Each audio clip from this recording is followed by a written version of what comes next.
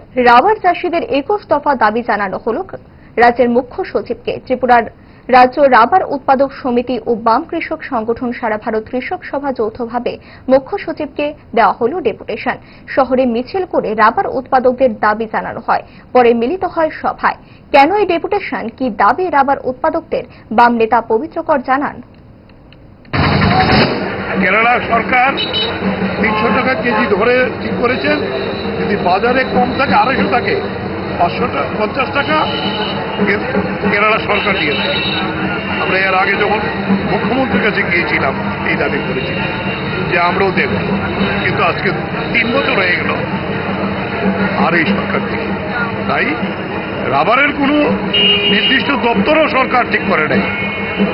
তাই আমরা চিফ সেক্রেটারির কাছে যাচ্ছি এই রাবার মালিকদের এই সমস্যা নিয়ে।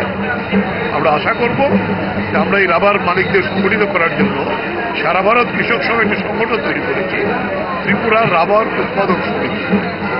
এই সমিতিতে আমাদের রাজ্যে 1,80,000 রাবার গ্রোয়ার্স আছে, মালিক আছে, এবং তার মধ্যে 60% হলে উপজাতি।